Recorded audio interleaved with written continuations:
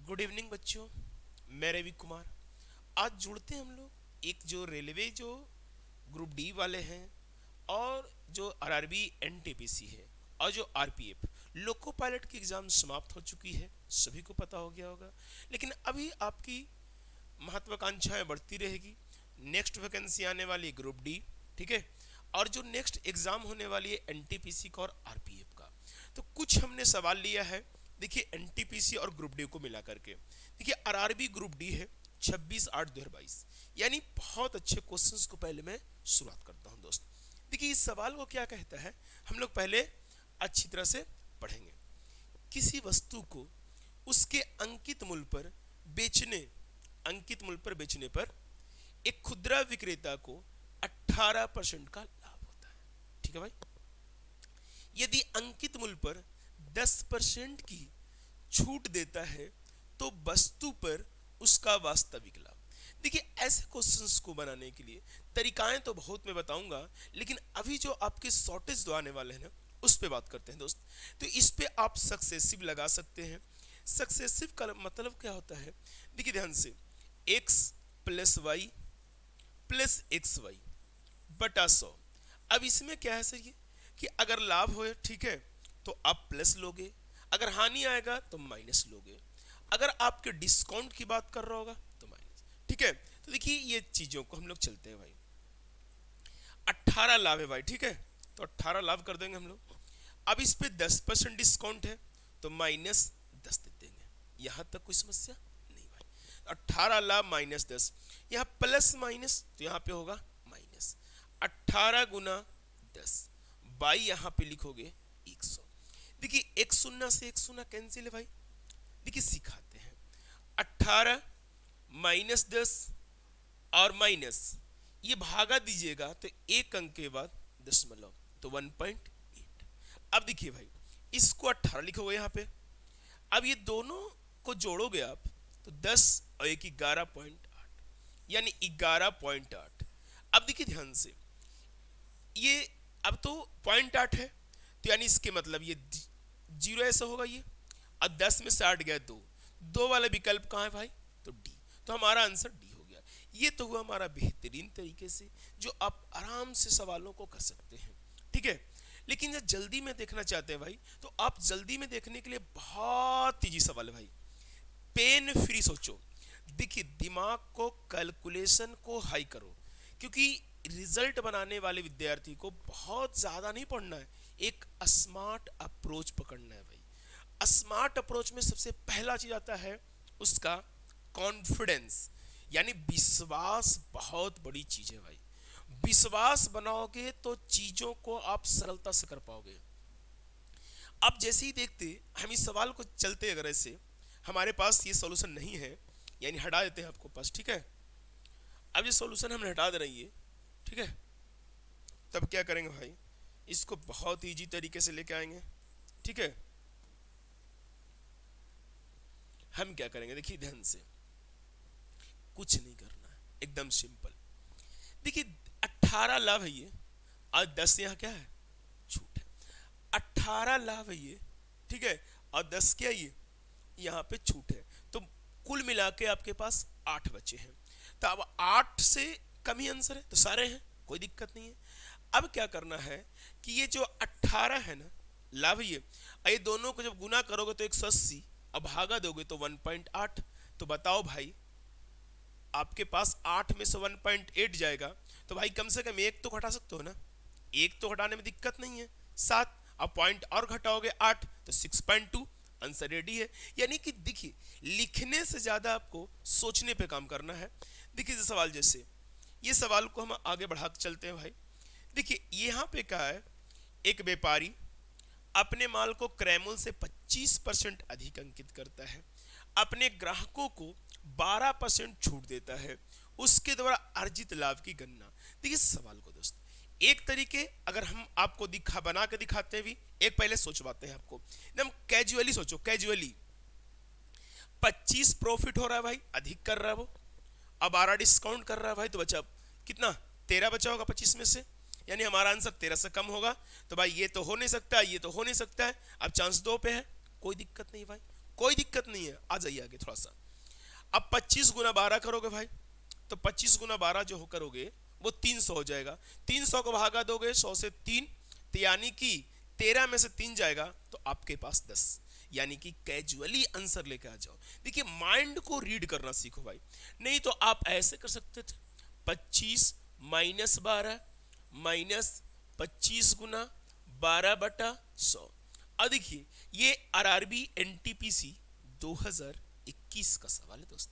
सवालों के साथ खेलना सीखिए। मैं तो अब सवाल को ऐसा ऐसा कराऊंगा ना जो बहुत आसान है। सारे टॉपिक का मैं वीडियो अपलोड कर दूंगा, आप देखना ध्यान से, बस देखते रहो। चीजों पे हम लोग काम करते हैं भाई। सिलेक्शन वाली क्वेश्चन पढ़ाऊंगा आपको, सिलेक्शन वाली क्वेश्चंस, और ये जानते हैं क्योंकि ये है भाई मेंटर क्लासेस, ठीक है। ये चैनल का नाम है मेंटर क्लासेस। मेंटर का मतलब होता है कुशल मार्गदर्शक, ठीक है। चलिए भाई आ जाइए। एक वस्तु की बिक्री मूल्य आरंभिक प्रतिशत लाभ 74% था और क्रय मूल्य जो है 50% बढ़ जाता है, लेकिन विक्रय मूल्य वही रहता है, तो नया प्रतिशत लाभ। देखिए पहले समझिए सवाल को। देखिए आपको पास पहले हम समझाते हैं बहुत अच्छे तरीका से। एक सीपीए है भाई, नहीं पता है तो अपने आप में 100 मान लेंगे दोस्त, और आरंभिक प्रतिशत लाभ 74% था, तो यानी इसका जो प्रॉफिट है 74%, तो आपके पास प्रॉफिट नहीं, अब एसपी यानी विक्रय मूल्य, क्रय मूल्य और ये दोनों जोड़ दीजिएगा तो 174। यहां तक तो दिक्कत नहीं है भाई, आगे पढ़ेंगे। यदि वस्तु का क्रय मूल्य 50 बढ़ जाए, देखिए तो यानी नया जो सीपी आएगा भाई ये आ जाएगा 150, क्योंकि 50 बढ़ाने बोल रहा है भाई। आगे सोचो, लेकिन विक्रय मूल्य वही रहता है भाई, यानी एसपी वही रहेगा 100 कितना 74, तो कह रहे ना, तो नया लाभ प्रतिशत ज्ञात करें। सोचो भाई सोचो, इसमें से आप इसमें से ये घटाओगे सीपी और ये, तो अधिक है आपके पास 24 कितना से भाई 150 से, और गुना करोगे 100, एकदम आराम से एक शून्य से एक शून्य काट लोगे। अब देखिए 5 दिया 15, 5 दूना 10, ये 3 से काटोगे 8 तरीका 24, और यहाँ 8 दूना 16, तो आपके पास जो आंसर होगा 16% होगा। लेकिन अगर आप चाहते हैं अच्छे ढंग से दिमाग को, कैलकुलेशन को हेवी रखना चाहते हैं, तो ये चीजों को आप इतना जो बेसिक्स चल रहे हो भाई, ये चीजों के एलिमिनेट भी करना सीखो कि कैसे एलिमिनेशन क्वेश्चंस को करना है। हम जैसे ही रीड कर रहे हैं दिमाग में हमारे पास 4-5 बातें दौड़ते रहना चाहिए। देखो बिक्री मूल्य, ठीक है, आरंभिक प्रतिशत से 74% लाभ था उसमें, तो यानी समझ रहे हैं कि अपने आप में सीपी 100 भाई, तो 174 हो गया होगा वो, तो 100 मेरा वो है, कोई दिक्कत नहीं है। अब ये कहा क्रय मूल्य 50 बढ़ गया, तो डायरेक्ट लिखते ये बात को हम लोग 50 बढ़ गया तो 150, और यहाँ लिखते 174, और ये कितना अधिक है भाई 24, और कितना से भाई, तो आपके पास 150, अब गुना 100 कर देते तो 50 दूना 100, 50 तिया 150, 3 अट्ठे 24, 8 दूना 16। ऐसी क्वेश्चंस को करो भाई, ये इतनी चीजें की जरूरत नहीं है। माइंड को रीडर बनाओ, ऐसा रीडिंग बनाओ माइंड को कि चीजों का अडॉप्ट कर ले। स्कैनर देखे ना, उस तरह से बनाओ। आ जाओ भाई, एक देखिए ध्यान से, ये भी सवाल बहुत अच्छा है भाई, बहुत अच्छा। देखिए ये आरआरबी ग्रुप डी का ही है, 2022 का ही है शिफ्ट का। हम पढ़ते हैं सवाल को। एक व्यक्ति एक सोफे के एक निश्चित मूल्य पर बेचता है, सोफे के मूल्य के 60% में बेचे, कितना में, जिसे 20% की हानि। सोफे को मूल्य विक्रय मूल्य पर बेचने से कितने प्रतिशत लाभ होगा। इसको देखिए 2-3 तरीका से आप बना सकते हैं भाई, 2-3 तरीका से आप बना सकते हैं। देखिए ध्यान से, पहले समझिए ध्यान से, हम समझाते हैं बढ़िया से।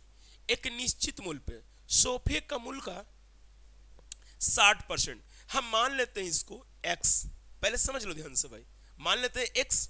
अब x का 60% बेचे तो ऊपर 60 नीचे 100। देखिए तो अंकित मूल्य के बाद जो डिस्काउंट दी जाएगी भाई, और जो डिस्काउंट के बाद जो बच जाएगी राशि ना, वो हमारे कहलाएगी विक्रय मूल्य। तो हम अंकित मूल्य का 60 ही दिया मैंने, और ऐसा बेचा है तो हमें 20% का क्या हुआ है लॉस, तो हमारे पास कितना बचा होगा भाई 80। यहां तक तो पहले समझ में आता है।